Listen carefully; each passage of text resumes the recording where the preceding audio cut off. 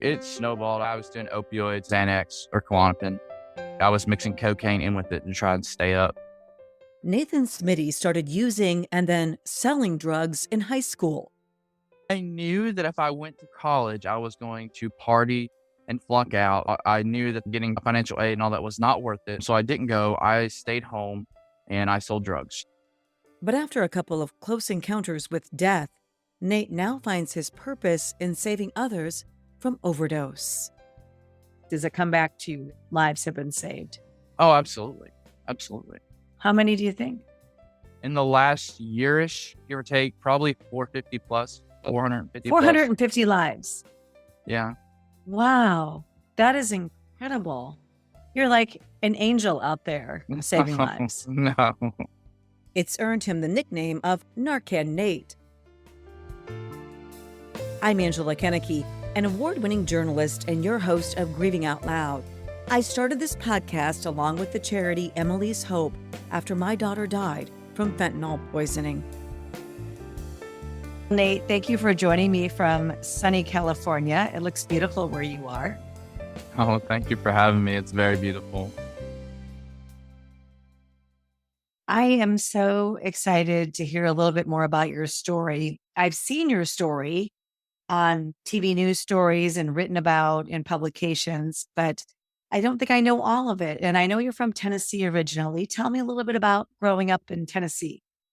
I grew up in a really small town. There was 4 red lights, a bunch of funeral homes, and some bars, and that's the gist of it. A really small town. Everybody knows everybody. It used to be a very booming coal mining town, and then coal mining went away, and Appalachia was struck really hard with that. A lot of poverty. Growing up, Nate also suffered through personal trauma.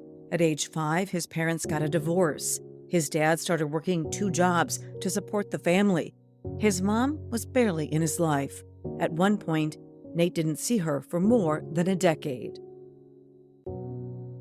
I went through so much in such a little time, and there was no way for a 5-year-old child to process that. I didn't have the capacity to process a lot of it, but I do think that played a part in it. Absolutely. Definitely played a part in determining my negative self-talk completely. Your dad was a cop and your brother is a cop, clearly rule followers, and you took a different path. I'm a journalist. My daughter became addicted. I think addiction can happen in any family. There is no socioeconomic or color or any kind of limitations with addiction. No, I don't believe it depends on your socioeconomic status, your race, your gender identity. I believe a multitude of those factors can play a role in it, but I don't think solely that it doesn't just depend on that. I don't think it matters where you're from, who your parents are. I don't believe any of that matters when it comes to addiction. How did it happen for you? Did you start experimenting when you were a teenager? Yeah, I started drinking junior year. I got really drunk the first time. I mean, I drank a lot. And after that, it was okay. I didn't drink really at all. I would just have a few beers every now and then. Senior year, I partied very heavily. I started smoking weed.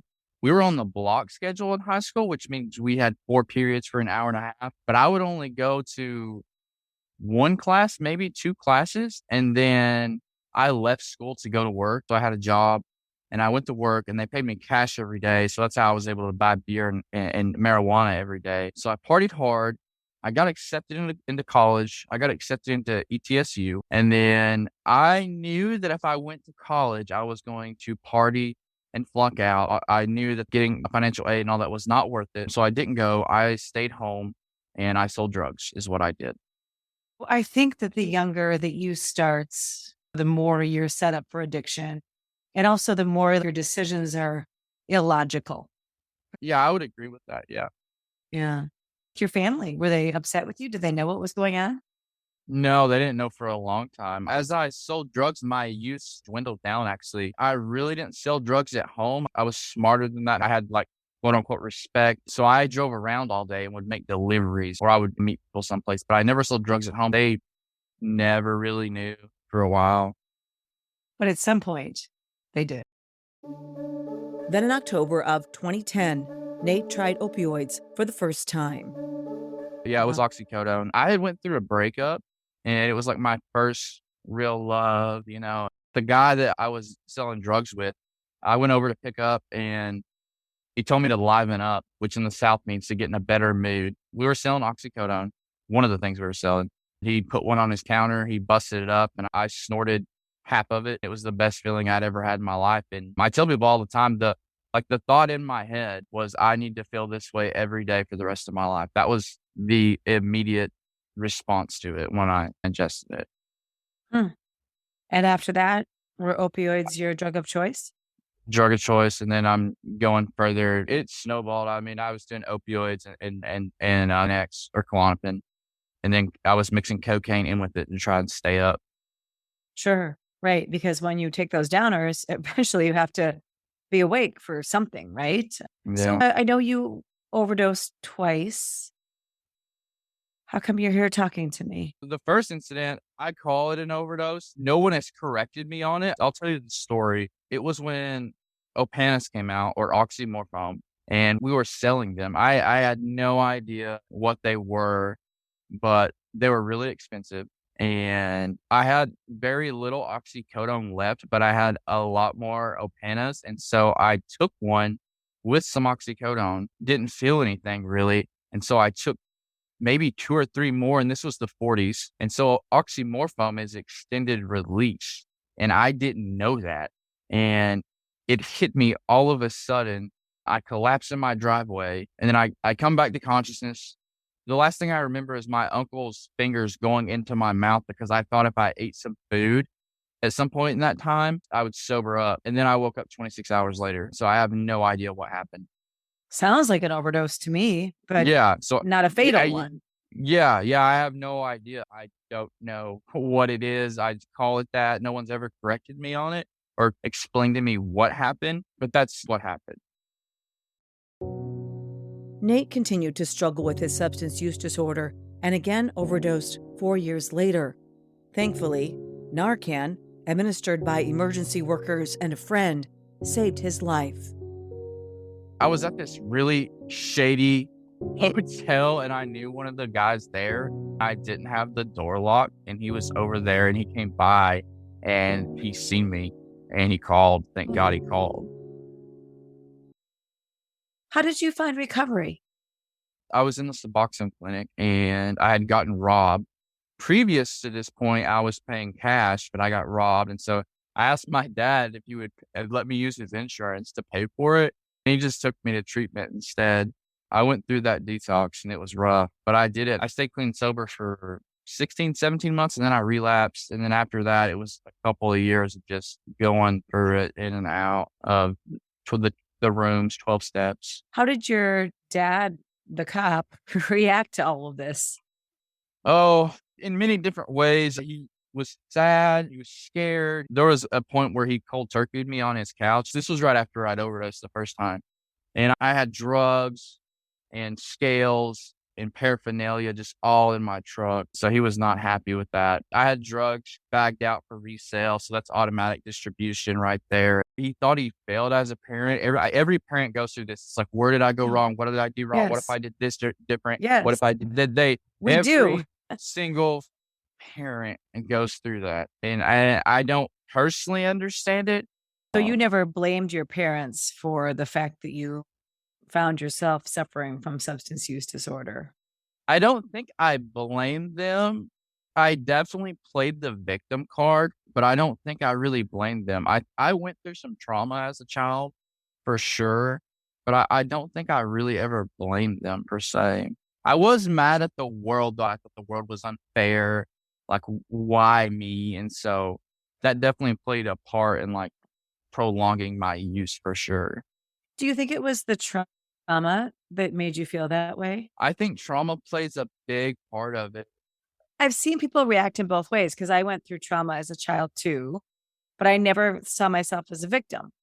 But I've seen people go through trauma and see themselves as a victim of everybody, their circumstances, everything around them. And I don't know why some people react in that way and others don't. Well, me and my brother went through the exact same trauma, and we both had different responses to it. Right.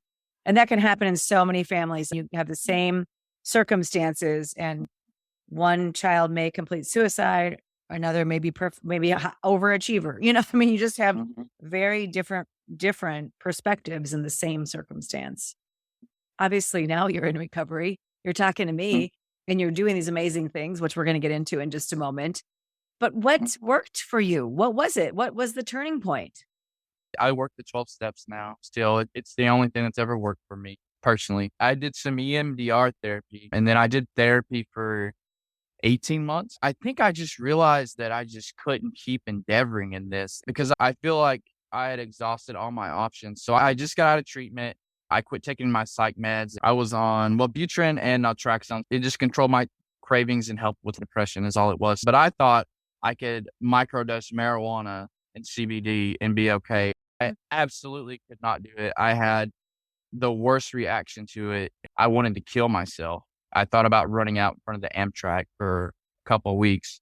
I told the guy that sponsors me now, and we kind of just went through this process. I really thought that I was either developing agoraphobia, or I thought I was going to be one of those people that would live and one day I would get sober, but I would be mentally inept, so to speak. And that scared me more than anything. Like dying sounded better than being like. Sounds horrible. So it was a 12-step that brought you out of that? I went back to meetings and I really, really internalized that I couldn't use substances anymore, really at any capacity. And I still haven't. The only time I've done a drug in almost 4 years is when I had surgery, and that was it. I hear this is a pitfall a lot for people who suffer from substance use disorder. They go through surgery. And in fact, I know a woman this happened to, and she said, I cannot go on the opioids, on the painkillers. And she did.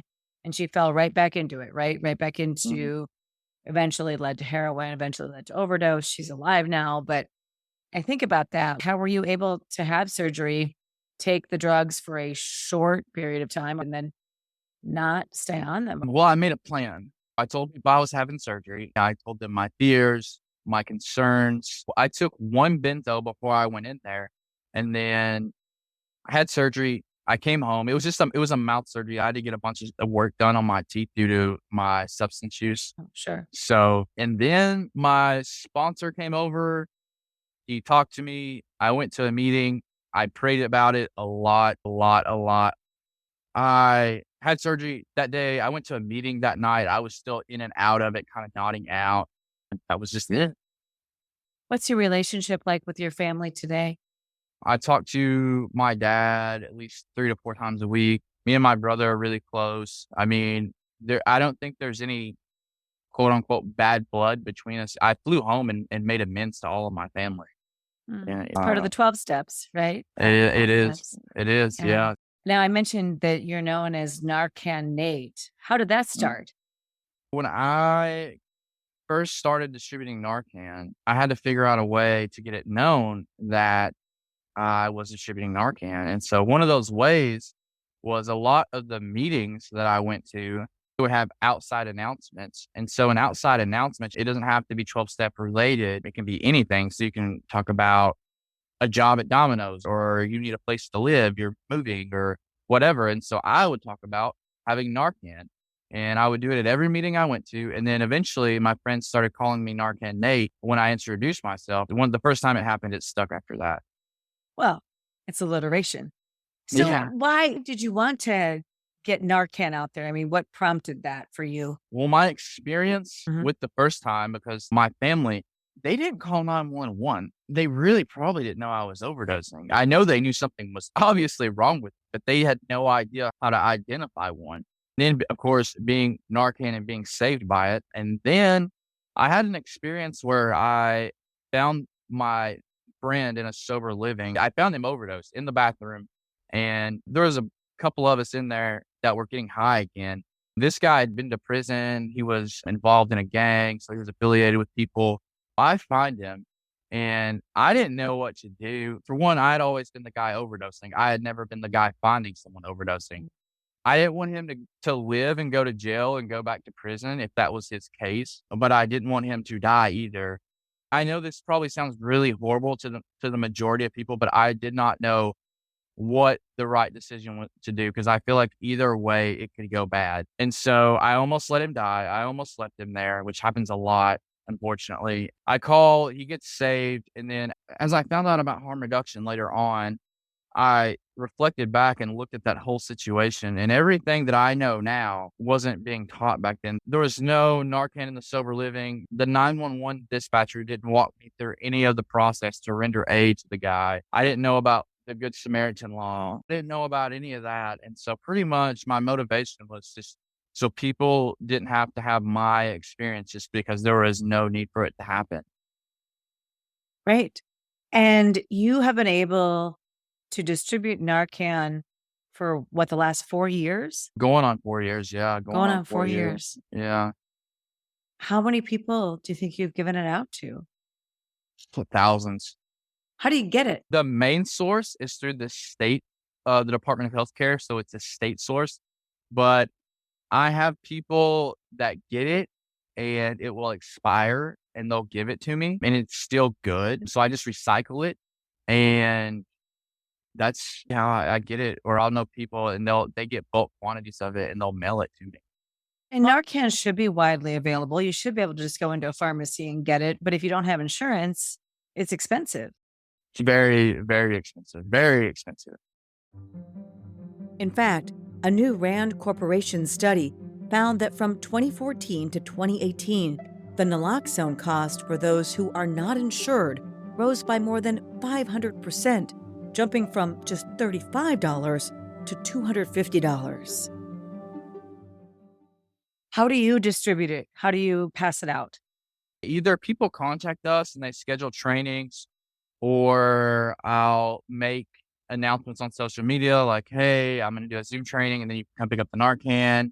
Or I just do street outreach, just go out into the streets. Have you heard of it saving lives? Does it come back to you? Lives have been saved. Oh, absolutely. Absolutely. How many do you think? I want to say in the last yearish, probably 450 plus. Probably 450 plus. 450 lives. Yeah. Wow. That is incredible. You're like an angel out there saving lives. No. You're not an angel. No, I don't think I'm an angel. I just think I'm someone who's just very motivated, very passionate about this. Yeah, obviously. Do you have a day job? What do you do to keep a roof over your head? When I got on my feet out here, I used to have to work 2 jobs and I did the Narcan distribution on the side.